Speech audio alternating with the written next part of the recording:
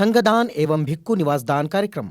नागपुर कार्तिक पूर्णिमा पर्व पर अलोका संघाराम महाविहार संघर्ष नगर ऑटोमेटिक चौक में जिले के पालक मंत्री डॉक्टर नितिन राउत की प्रमुख उपस्थिति में संगदान तथा भिक्खु निवास दान कार्यक्रम का आयोजन अलोका ट्रस्ट की ओर से किया गया। डॉक्टर नितिन राउत ने तथागत गौतम बुद्ध की प्रतिमा को पुष्पमाला अर्पण कर वंदन और त्रिशरण पंचशील का पाठ किया। डॉक्टर राउत ने कहा कि सामाजिक दायित्व के रूप में वे महाविहार के विविध कार्यक्रमों में शामिल होते रहे हैं। भिक्खु ज्ञान बोधि थेरो द्वारा विहार की वस्तु के लिए किए गए प्रयास सराहनीय है। डॉक्टर हर्षदीप कामले भाप्रसे सचिव लघु व मध्यम उद्योग द्वारा भिक्खु निवास दान के लिए दिया गया योगदान का उल्लेख करते हुए उनका आभार माना। बौद्ध समाज के अनेक सुशिक्षित अधिकारी बड़े पदों पर कार्यरत है, लेकिन डॉक्टर कामले जैसे दूरदृष्टि वाले और समाज के लिए कार्य करने वाले लोग कम हैं। कार्यक्रम में डॉक्टर हर्षदीप कामले, अशोक शंबरकर, प्राध्यापक ताकसांडे, स्मिता ताकसांडे, सृष्टि माते, अलोका ट्रस्ट के अध्यक्ष वेन विनय रक्षित महाथेरो, सचिव भिक्खु ज्ञान बोधि थेरो, कोषाध्यक्ष भदंत नाग दीपांकर थेरो, ट्रस्टी डॉक्टर भिक्खु सीलवंसा थेरो, सामने प्रवीण भदंत पियदस्सी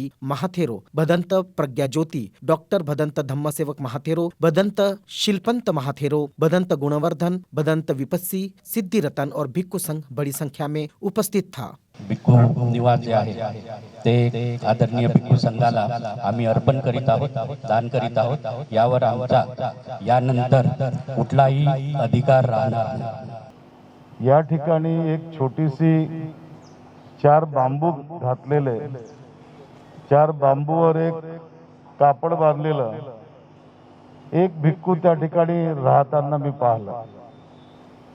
सुरुवातीला मी थोडंसं दुर्लक्ष केलं त्याकडे, परंतु जेव्हा पावसाळा आला त्या पावसाळ्यात सुद्धा या ठिकाणी जात असताना ते भिक्खू त्या ठिकाणी बसलेले दिसले आणि मग मी एक दिवस त्यांना माझ्याकडे बोलावून घेतलं की आपण असे का बसलेले आहात, काय तुमचा इश्यू आहे।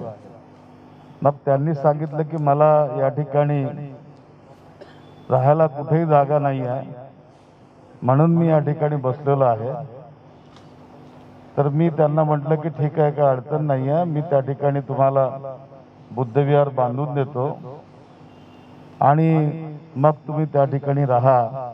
ज्या ठिकाणी मूर्ती ठेवलेली आहे बुद्धविहाराची ती वास्तू या ठिकाणी बांधून दिली, याचं कंपाऊंड झालं आणि नंतर भंते ज्ञानबोधी यांनी या परिसरामध्ये अनेक विकासाची कामं केलेली आहेत आणि अनेक दानदात्यांनी या ठिकाणी त्यांना दान देऊन या ठिकाणची वास्तू कशी चांगली होऊ शकेल आणि भिक्षूंसाठी राहण्याची सोय कशी होऊ शकेल याकडे कटाक्षानं लक्ष पुरवलं।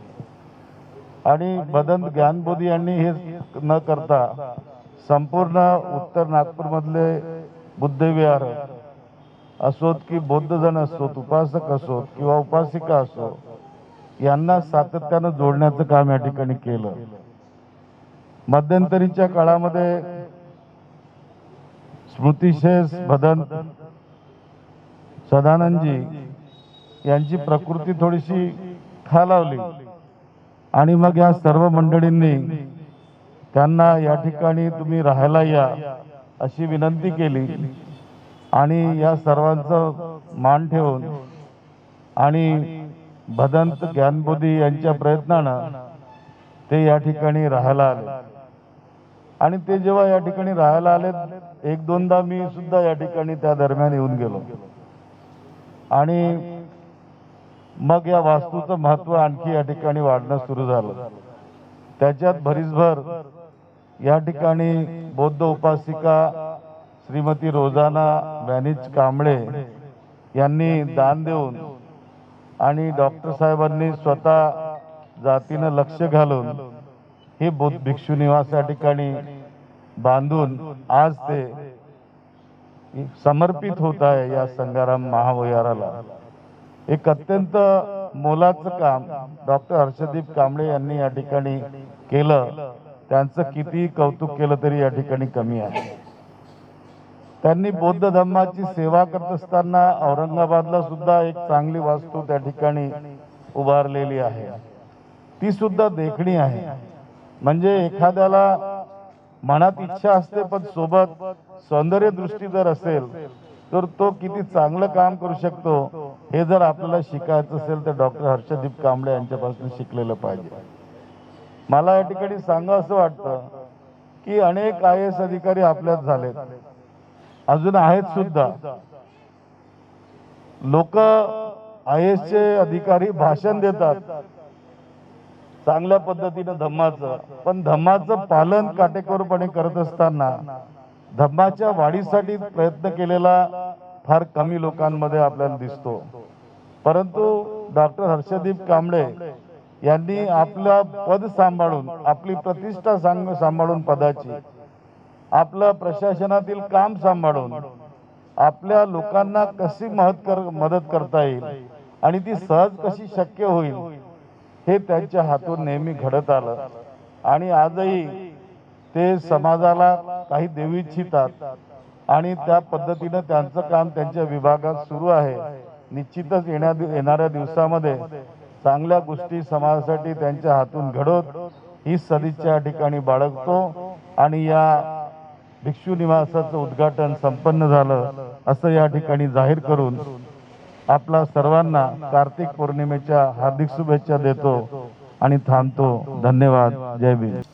खरं तर लहानपणापासून माझ्या जन्मजवाची चाड म्हणून एक भंडारा जिल्ह्यामध्ये खूप इंटेरियरमध्ये गाव आहे, त्या ठिकाणी झाला आहे. आणि सदानंद बनतेजी जे आहेत त्यांचं जे गाव इटेगाव गोसेखुर्दच्या जवळ आहे, ते एक चिचाळपासून फार जवळ आहे. लहानपणापासून मी त्यांना बघत आहे. आमच्या घरी बरेचदा ते यायचे आणि त्यांच्यासोबतचा हा संबंध जो आहे हा ते जाईपर्यंत आमचा तसाच टिकून राहिला. बनतेजींचे खूप आशीर्वाद मला मिळालेले आहे. यवतमाळमध्ये कलेक्टर असताना सुद्धा जेव्हा मी नागपूरला यायचो तर केळझर मला मध्येच पडायचं.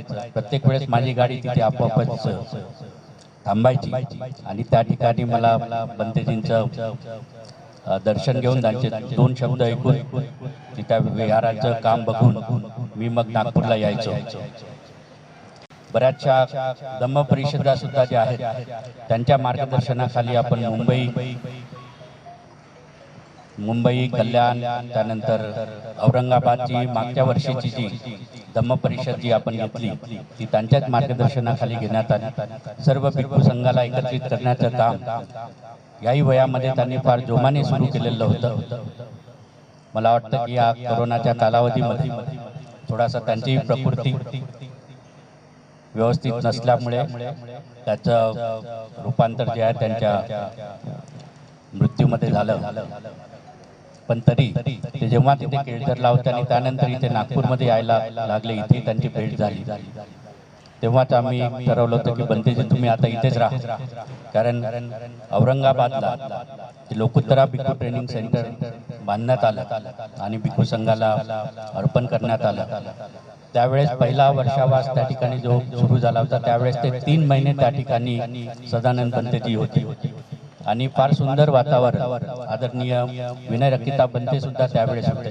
खूप सुंदर वातावरण त्यावेळेस औरंगाबाद शहरामध्ये निर्माण झालं होतं. कारण प्रत्येक रविवारी सर्व भिक्खू संघ एक विहाराला दर रविवारी तिथं भेट द्यायचा, सगळी लोक त्या ठिकाणी जमायचे. खूप सुंदर वातावरण त्या ठिकाणी निर्माण झालं होतं. असा ते इथे आज जरी नसले तरी त्यांचं काम जे आहे ते काम आपल्याला सतत मार्गदर्शन देत राहील. मी नेहमी त्यांच्या मागे राहायचो आणि म्हणायचो की बनतेजी तुमचा एवढा मोठा अनुभव आहे. तुम्ही जेव्हा काही विहारही नव्हते त्यावेळेस पासून तुम्ही काम सुरू केलेलं होतं. लोकांना तुम्ही कसं प्रवृत्त केलं, तुमचा जीवन प्रवास कसा राहिला ते तुम्ही पुस्तक रूपाने लिहायला पाहिजे. ते त्यांनी सुरुवात केली होती. मला फार बरं वाटतं सांगताना की ते पुस्तकही जे आहे लवकरच आपण तुमच्या समोर आम्ही उपलब्ध करून देणार आहोत. या ठिकाणी हा जो भिक्खू निवासचा उद्घाटन समारंभ आणि भिक्खू संघाला हा जो आम्ही आज अर्पण करीत आहोत, यामध्ये मोठा वाटा माझ्या प्रिय पत्नीचा आहे, रोजाना व्यानीज कांबळे. त्यांनी या ठिकाणी भरपूर दान दिलेला आहे. आपल्याकडचा जो धम्म आणि तिकडे असणारा जो धम्म आहे, आपल्याकडे ज्या पद्धतीने आपण धम्माचं पालन करतो त्याच्यापेक्षा कितीतरी जास्त पटीने थायलंडमध्ये होत असतं आणि तिथल्या लोकांना अशा धम्मासाठी दिलेल्या गोष्टीचं आपल्याला संधी मिळते हीच खूप मोठी गोष्ट त्यांना वाटते. त्यामुळे सर्वप्रथम मी माझ्या पत्नीतर्फे आमच्या सर्व कांबळे कुटुंबियातर्फे मी भिक्खू संघाचं खूप खूप आभार मानतो की त्यांनी हे कुशल कर्म करायची संधी आम्हाला उपलब्ध करून दिली. त्याबद्दल मी त्यांचे खूप खूप मनापासून आभार मानतो, आभारी आहे. कारण प्रत्येकाला चांगलं काम करायची संधी मिळत नाही, त्यालाही मिळते. त्यांनी दोन्ही हातांनी आपल्याकडे काय आहे काय नाही याची पर्वा न करता ते कुशल कर्म आपण करायला पाहिजे. माझा आतापर्यंतचा तरी अनुभव असा आहे की दिल्याने काहीही कमी होत नाही. मला अजूनपर्यंत कधीच काही कमी पडलेलं नाही. त्यामुळे हे धम्माचं म्हटलेच आहे. धम्मामध्ये जेवढं आपण दिलं त्याच्यापेक्षा कितीतरी पटीनं आपल्याला वापस त्याचा अनुभव आम्ही प्रत्यक्ष घेत आहोत. या ठिकाणी हा जो हे जे भिक्खू निवास या ठिकाणी बांधलेला आहे, या ठिकाणी मी भिक्खू संघाला ते आमच्या कांबळे कुटुंबियाच्या वतीने आपल्या सर्वांच्या साक्षीने या ठिकाणी हे भिक्खू निवास जे आहे ते आदरणीय भिक्खू संघाला आम्ही अर्पण करीत आहोत, दान करीत आहोत. यावर आमचा यानंतर कुठलाही अधिकार राहणार नाही. तथागत भगवान बुद्ध को नमन, जिन्होंने हमें दुख मुक्ति का मार्ग दिया। कृतज्ञता भिक्षु संघ का, जिन्होंने इस धम्म को सुरक्षित रखा और इसका प्रचार प्रसार किया। कृतवेदी है बोधिसत्व बाबा साहेब अम्बेडकर का, जिन्होंने हमें इस सद्धम्म में दीक्षित किया और एक अच्छा संविधान दिया।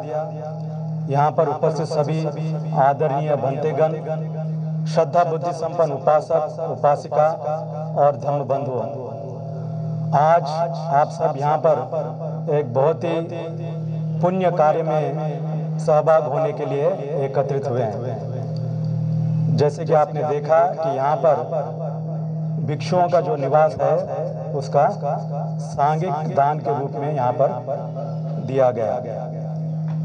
तो जैसे भगवान बुद्ध ने कहा है, आनंद से आनंद, संगगतं दानं असंख्येयं अपमेयं बदामि।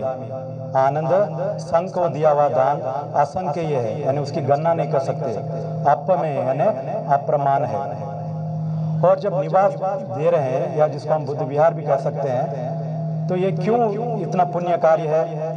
क्योंकि यहाँ पर जो आते हैं और यहाँ पर खास करके जो भिक्षु रहते हैं वो क्या करते हैं? उनको शील का पालन करना है, समाधि का अभ्यास करना है, प्रज्ञा को जगाना है।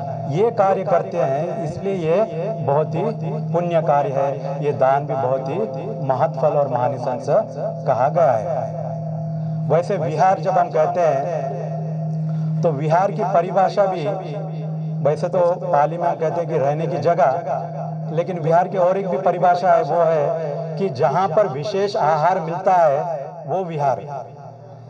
तो कौन सा विशेष आहार मिलता है, इसलिए विहार। यहाँ पर शील का विशेष आहार मिलता है, इसलिए विहार।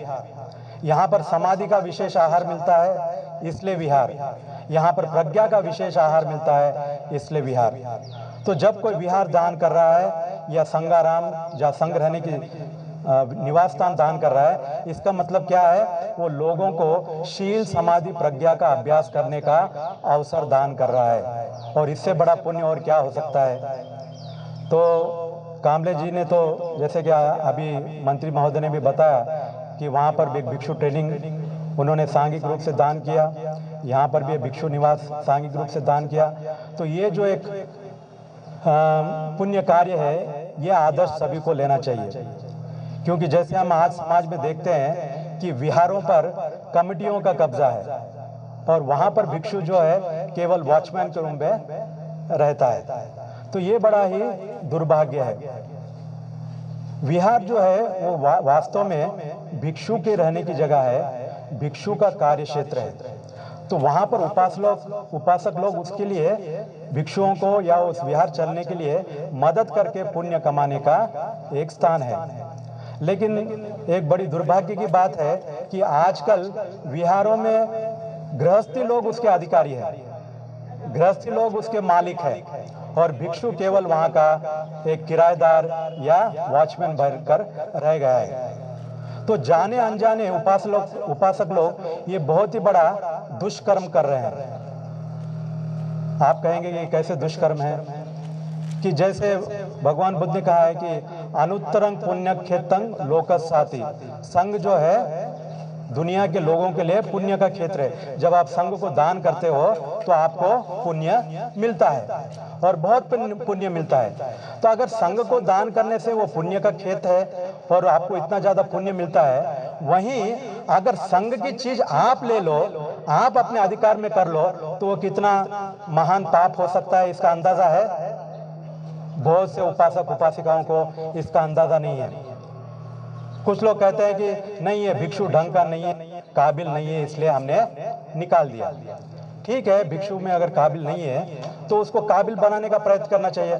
उसको अच्छे गुरु को पास भेजो ताकि वो शिक्षित बने। उसको अच्छे ऐसे भिक्षु ट्रेनिंग में भेजो, जैसे औरंगाबाद में बोला वहाँ पर ट्रेनिंग ले, या विदेशों में भेजो। जैसे आप अपने बच्चे को अच्छा शिक्षा देने के लिए क्या क्या नहीं करते, अच्छे स्कूल में भेजते हो, ट्यूशन लगाते हो, लेकिन मेरा बच्चा नालायक है कहकर घर से निकाल देते हो। तो अपने बच्चे को तो घर में से नहीं निकालते कि इसमें कमी है, खोट है कहकर। लेकिन जब बिहार में भिक्षु उतना काबिल नहीं है तो उसको कहते हो काबिल नहीं, इसलिए हमने निकाल दिया। तो क्या एक उपासक भिक्षु को, अगर वो शीलवान है, कुछ गलत नहीं किया, समाधि का अभ्यास कर रहा है, प्रज्ञा का पालन कर रहा है, तो क्या एक उपासक भिक्षु को बिहार में से निकाल सकता है ये कहकर कि तुम काबिल नहीं हो? हाँ, थोड़ा बहुत कम ज्यादा तो होता ही है, लेकिन वो तो गृहस्थी जीवन में भी होता है। जैसे मान लो गृहस्थी जीवन में भी पति पत्नी में झगड़ा होता है, तो पत्नी कहती है पति तू नालायक है, तू घर संभाल नहीं सकता, ऐसा झगड़ा एक दूसरे से करते हैं। तो मान लो भिक्षु ये बात सुन ले और भिक्षु उस घर में आए और उस पति से कहे तू नालायक है, तुझे घर चलाना नहीं आता, चल तू निकल, मैं तेरा घर चलाता हूँ। अगर ऐसा भिक्षु कहे तो कैसा लगेगा? आप कहोगे ये कैसा भिक्षु है, ये गृहस्थी जीवन को ये कैसे चलाएगा? ये गृहस्थी जीवन है, जो कुछ है कम ज्यादा वो हम देख लेंगे। भिक्षु कौन होता है जो आके हमें कहता है कि मैं घर चलाऊंगा? तो ये बात तो आपको समझ में आती है, लेकिन फिर उसी तरह से आप भिक्षु के बारे में क्यों नहीं सोचते? भिक्षु के विहारों में जाकर भिक्षु नालायक है, निकम्मा है कहकर निकाल कर विहारों पर कब्जा कर कर बैठे हुए। कितना पुण्य कमाने की जगह है, वहां पर जाके कितना पाप कमा रहे हो। यानी बुद्धिस्ट होने के बावजूद भी सांघिक दान का क्या महत्व है, और उस दान को छीनने से, भिक्षु का अधिकार छीनने से क्या पाप है, इसका कुछ समझ में आता है? ये कितना दुष्कर्म है, ये क्या समझ में आता है? अगर ये बात समझ में आती तो आज उपासक लोग ये काम नहीं कर रहे होते। इतिहास में बहुत बड़ा उदाहरण है, जैसे अनाथ पिंडक, उन्होंने तो सोने के सिक्के धरती पर बिछाकर उसको संघ को दान किया। तो जब अनाथ पिंडक ने संघ को उतना जमीन सोने के सिक्के बिछाकर दान किया, तो क्या अनाथ पिंडक ने कहा कि अब मैं इस विहार का प्रेसिडेंट हूँ, मैं इस विहार का सेक्रेटरी हूँ, मेरे परमिशन के बिना भिक्षु आएगा नहीं, मेरे परमिशन के बिना भिक्षु जाएगा नहीं, मेरे परमिशन के बिना भिक्षु रहेगा नहीं? ऐसा क्या अनाथ पिंडक ने कहा? क्या विशाखा माता ने कहा? तो ये लोग इतना करोड़ों करोड़ों खर्च करके अपनी जमीन दान देके, अपना पैसा खर्च करके ये लोग कभी अपना हक अधिकार नहीं जमाए। फिर आज ये कैसी संस्कृति पैदा हो गई है कि गृहस्थी लोग विहार पर अधिकार जमा कर बैठे हुए हैं, भिक्षु को कहते हैं निकालो, भिक्षु को किराएदार के जैसा ट्रीट करते हैं। ये बहुत बड़ा दुष्कर्म कर रहे हैं। आप आए बुद्ध धर्म में संघ के पास पुण्य कमाने के लिए, और पुण्य के नाम पर आप दुष्कर्म करके पाप कमा रहे हैं।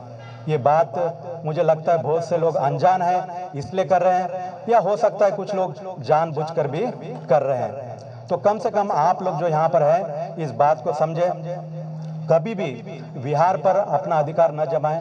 वो भिक्षु का निवास है, भिक्षु के हाथ में छोड़े, और जो कार्य करने के लिए उनको भिक्षु को सपोर्ट करे, उनका मार्गदर्शन करे। ठीक है, थोड़ा बहुत जहाँ पर वह कमजोर है, लेकिन भिक्षु को चलाना नहीं आता ऐसा कहकर विहारों पर कब्जा करना ये बहुत बड़ा दुष्कर्म है। तो आज इस बात को समझे, इस उदाहरण को ले। अनाथ पिंडक है, विशाखा माता है, और अतीत में कई राजा महाराजा है जिन्होंने सांघिक दान किया, और वर्तमान में कामले जी भी वो करके दिखा रहे हैं। और ऐसे भी और भी कुछ उपासक हैं जो विहारों को भिक्षु के हाथ सौंप रहे हैं, उस पर कभी अधिकार नहीं जमाते। तो आप एक तरफ दान कहते हो, एक तरफ भिक्षु की सेवा करने की बात कहते हो, दूसरी तरफ उन्हीं का हक अधिकार पर अपना कब्जा जमाते हो। तो इस तरह से नहीं होना चाहिए, क्योंकि जब हम शासन को बचाने की बात कर रहे हैं तो उसके लिए संघ को भी सुरक्षित करना, उनको अपना हक अधिकार देकर रखना ये ज़्यादा जरूरी है। इसीलिए भगवान बुद्ध ने कहा है संगं रक्षति शासनं, संघ ही जो है शासन की रक्षा कर सकता है, उसको बचा के रख सकता है। और अगर संघ को संघ की तरह आप देखेंगे नहीं, उनको उनका अधिकार देंगे नहीं, तो ये कैसे संघ फिर शासन की सुरक्षा करेगा, शासन की रक्षा करेगा। तो संगं रक्षति शासनं, ऐसा बुद्ध ने कहा है। उपासक उपासिका रक्षति शासनं, ऐसा बुद्ध ने नहीं कहा। और अगर उपासक उपासिकाओं से बुद्ध शासन चलता तो भगवान बुद्ध को संघ बनाने की आवश्यकता नहीं पड़ती, भगवान बुद्ध को अपने बेटे को संघ में दीक्षा देने की आवश्यकता नहीं पड़ती। वो अपने बेटे से कहते ठीक है, ये आर्य अष्टांगी मार्ग है बेटा, तू राज्य कर, पुण्य कर और चला, संघ में आने की आवश्यकता नहीं है। ऐसा बुद्ध कह सकते थे अपने राहुल को, लेकिन वो जानते थे कि संघ ही शासन को चला सकता है, इसलिए अपने 7 वर्ष के लड़के को भी उन्होंने संघ में दीक्षित किया। तो संघ का ये महत्व है, एक बौद्ध होने के नाते आपको संघ की प्रतिष्ठा को बनाए रखना यह आपका कर्तव्य है, संघ का मान सम्मान करना यह आपका कर्तव्य है। अगर आप अपने धर्म गुरु को ही सही ढंग से पूजोगे नहीं, सही ढंग से सम्मान करोगे नहीं, तो आपका सम्मान कैसे होगा। भगवान बुद्ध ने कहा है पूज को लभते पूजं, वंद को पटिवंदनं। जो पूजनीय लोग हैं उनको पूजते हैं तो वो भी पूजनीय होते हैं, जो वंदनीय लोग हैं उनको अगर वंदना करते हो तो तुम भी वंदनीय बनोगे, अगर तुम उनका अपमान करोगे तो तुम भी अपमानित होने ही वाले हो। तो ये कर्म कर्म विपाक को अच्छी तरह से समझे और उसके अनुसार अपने जीवन को ढाले, तभी आपका मंगल होगा, आपका भला होगा। तो ज़्यादा आपका समय न लेकर आज आप जो यहाँ पर आए, त्रिसन पंच के लिए परित्राण पाठ का श्रवण किया, इस निवास के सांघिक दान में आप उपस्थित रहे, इस तरह से अनेक प्रकार से आज आप लोगों ने जो पुण्य कमाया है वो पुण्य आपके सुगति और प्रगति के लिए हेतु हों, साथ ही साथ परम सुख जिसे निर्वाण कहते हैं वो सब आपको प्राप्त हो। ऐसे हम आप सबके लिए मंगल कामना करते हैं। भवतु सब मंगलम।